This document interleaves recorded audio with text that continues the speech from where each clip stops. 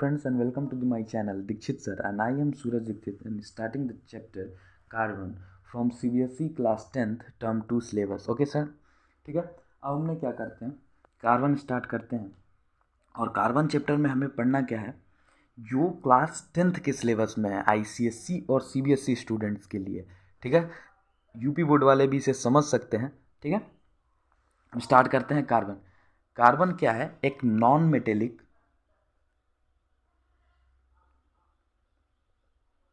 ध्यान दीजिएगा, एक नॉन मेटेलिक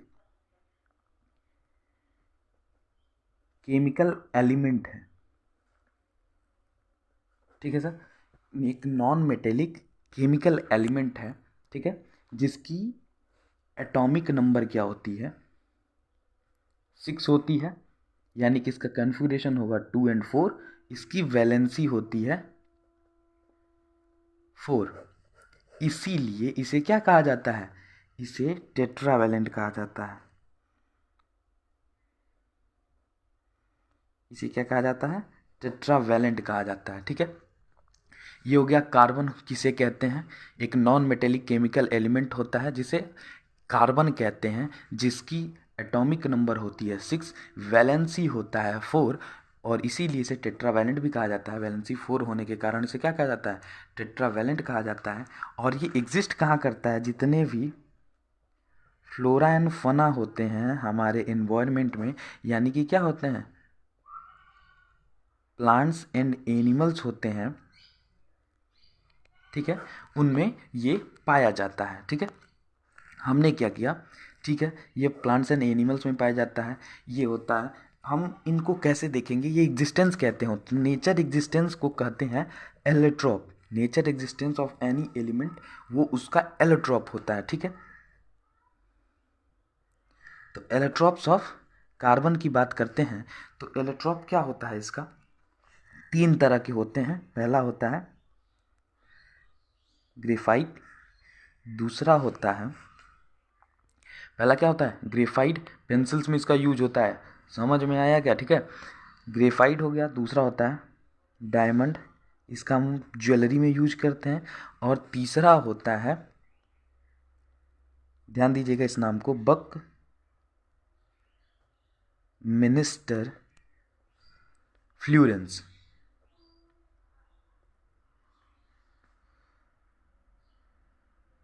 बकमिनिस्टर फ्लोरेंस, हम इसे ग्रेफाइट, डायमंड और बकमिनिस्टर फ्लोरेंस के फॉर्म में देखते हैं, allotrope in existence of our nature, ठीक है सर। ग्रेफाइट का जो स्ट्रक्चर होता है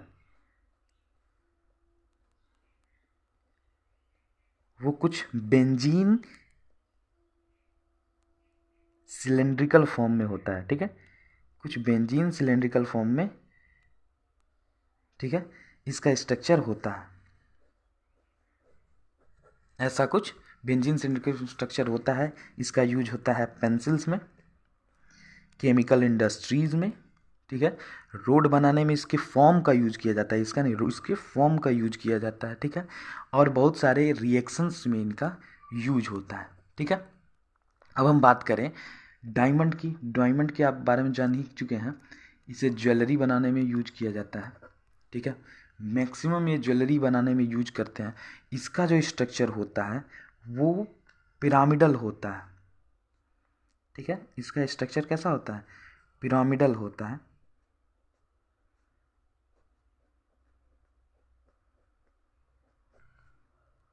कुछ ऐसे, ठीक है, इसका स्ट्रक्चर पिरामिडल होता है। ये आपके एनसीईआरटी बुक पे दिया हुआ है, येलो कलर के इंडेक्स में ये आपको दिया गया है, ठीक है। ये पिरामिडल स्ट्रक्चर बनाता है ये डायमंड। ये बहुत ही प्रीसियस है, ठीक है, इसीलिए इसकी ज्वेलरी बनती है, ठीक है। और जो बकमिनिस्टर फ्लोरेंस होता है, इसे C60 भी कहा जाता है। और इसका जो स्ट्रक्चर होता है वो फुटबॉल लाइक होता है, यानी कि इसका स्ट्रक्चर कुछ फुटबॉल की तरह होता है।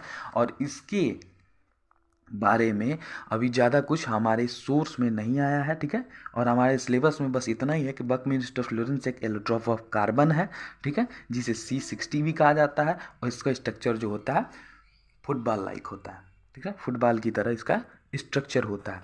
अब हम ध्यान देते हैं, ये तो हो गया हमारा graphite, diamond and Buckminster Florence allotrope of carbon. हमने समझ लिया कि कार्बन क्या होता है, इसकी एटॉमिक नंबर क्या होती है, वैलेंसी क्या होती है। और एक और बात जान लीजिए कि एटॉमिक मास जो होता है वो होता है 12.01।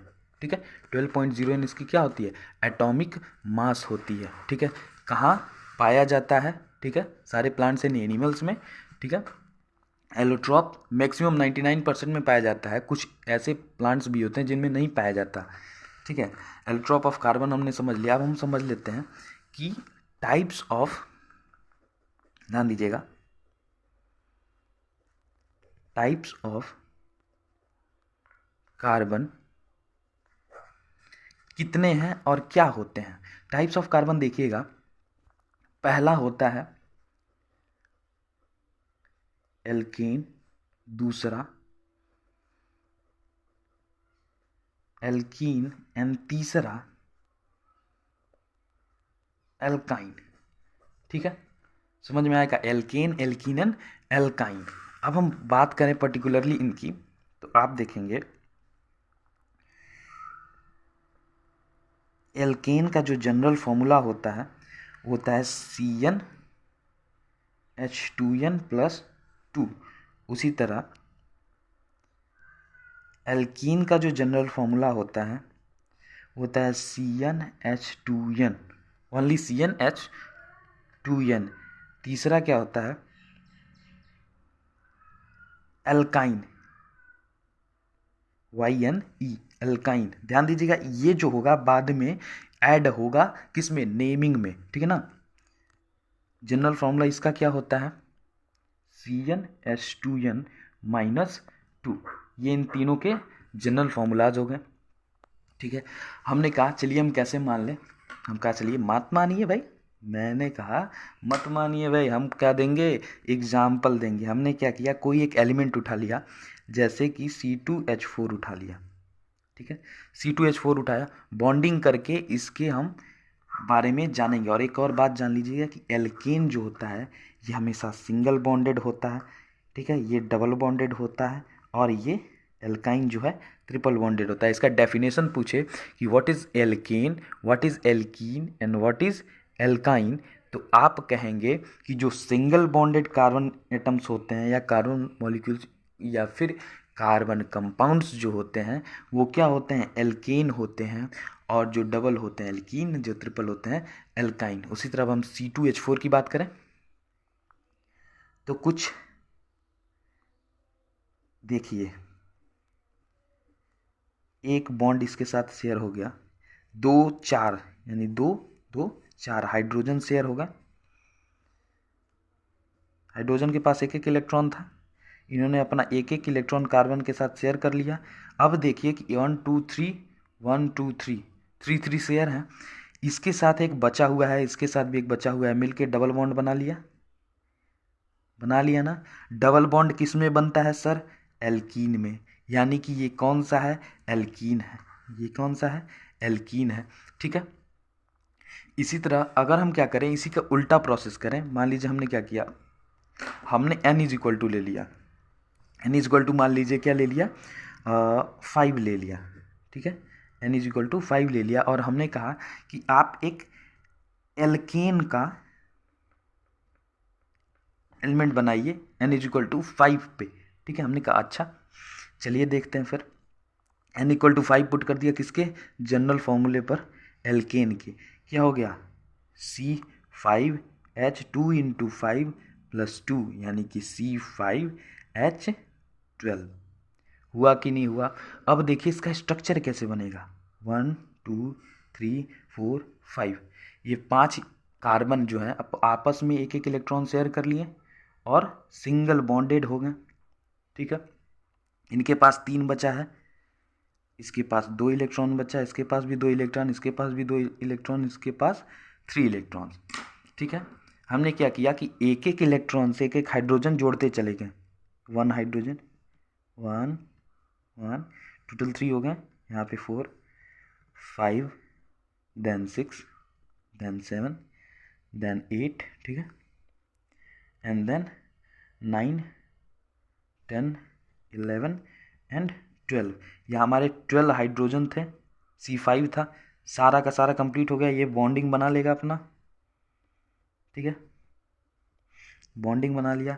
अब आप यहाँ पे देखिए कि जितने भी कार्बन हाइड्रोजन बॉन्ड बने हैं सब सिंगल बॉन्ड है, कार्बन कार्बन बॉन्ड भी सिंगल बॉन्डेड है, यानी कि ये किस में आ गया, एल्केन में आ गया, ठीक है, ये किस में आ गया, एल्केन में आ गया। इसी तरह अगर हम क्या करें, हम एल्काइन का देखना चाहें, क्या देखना चाहें, एल्काइन का, ठीक है, तो हमने क्या किया, हम देखते हैं एल्काइन का कैसे होगा, ठीक है सर, आइए देखते हैं। हमने क्या किया, एल्काइन का जनरल फॉर्मूला लिखा। एल्काइन का जनरल फॉर्मूला है CN, क्या है, CnH2n-2, ठीक है, ये इसका जनरल फॉर्मूला है। इस पे हमने पुट किया, इसमें हम पुट किया, मान लीजिए हमें n = 2 पे लेना है, ठीक है, जैसे उसका n = 2 पे हमने लिया, उसी तरह इसका n = 2 पे लेना है, ठीक है सर, इसका n = 2 पर लेना है। तो क्या हो जाएगा, ध्यान दीजिए, C2H2 × 2 - 2, C2H2 × 2 4 - 2, C2H2 बन गया कि नहीं बन गया, बन गया। अब देखिए 1 2, एक हाइड्रोजन था, शेयर कर लिया, एक हाइड्रोजन इधर शेयर कर लिया। अब देखिए इसके कितने बचे हैं, 1 2 3, इसके 1 2 3, कितने बॉन्ड हो गया, 1 2 3, यानी कि जिसमें ट्रिपल बॉन्ड है, जिसमें ट्रिपल बॉन्ड है वो क्या है, एल्काइन है, ठीक है। अब इसकी हम नेमिंग देख लेते हैं, अगर हमें नेमिंग लिखना हो, इतना समझ में आ गया, ठीक ना। अब हम नेमिंग लिखना हो तो कैसे लिखेंगे, तो नेमिंग के लिए IUPAC बना है सर, क्या बना है, IUPAC। इसका फॉर्मूला होता है, फुल फॉर्म यानी कि international union of pure and applied chemistry. क्या होता है, international union of pure and applied chemistry, क्योंकि आप जो चैप्टर पढ़ रहे हैं वो केमिस्ट्री क्या है और IUPAC उसी के बारे में है, ठीक है। इसका IUPAC नेमिंग क्या होता है, ये दरअसल ऐसा एक नाम होता है जो, अगर मान लीजिए हमने ये बेंजीन पढ़ा, बेंजीन कोई एक एलिमेंट पढ़ा या कोई एक कंपाउंड है बेंजीन, उसे पढ़ा, तो ये पूरे संसार में, मान लीजिए हम भारत में कुछ और नाम दे दें या फिर अदर स्टेट में जाएं या फिर अदर किसी देश में जाएं तो हमें दिक्कत होगा, इसीलिए इस नेमिंग को बनाया गया जो पूरे वर्ल्ड में एक तरह का होता है, ठीक है। ये नेमिंग कहीं भी चेंज नहीं होता, ठीक है। IUPAC नेमिंग देख लेते हैं सर। मान लीजिए हमने अभी लिया था C2H2, ठीक है, इसके नेमिंग को देखते हैं, हमने अभी पीछे बताया था, चलिए अभी फिर से बता देते हैं, meth eth prop but pent hex hept, ठीक है, ऑक्ट, ठीक है सर, ध्यान दीजिएगा, नैनो एंड डेक, ठीक है। ये अगर 1 हो 2 हो 3 हो 4 हो 5 एज रिस्पेक्टिवली 10 तक, ठीक है। तो यहाँ पे देखिए हमें क्या करना है, C2H2 है, ध्यान दीजिए C2 के लिए एथ, यानी कि एथ, सिंपल सा, ठीक है, एथ लगा दिया। अब देखिए ये C2H2 है, अभी हमने देखा था ये कैसा है, ट्रिपल बॉन्डिंग बनाता है, यानी कि इसका जो स्ट्रक्चर है ट्रिपल बॉन्डिंग यानी आइन में है, एल्काइन में है, ठीक ना, एल्काइन में है ना, एल्काइन में है, ठीक है। तो हमेशा इस पीछे के 3 लेटर्स को हम इसमें जोड़ देते हैं, तो क्या हो जाएगा, इथाइन। ये हो गया इसका IUPAC नेम, IUPAC नेम हो गया C2H2 का क्या, इथाइन, ठीक है। हम एक और एग्जांपल ले लेते हैं, ठीक है सर। मान लीजिए हमने क्या कर लिया,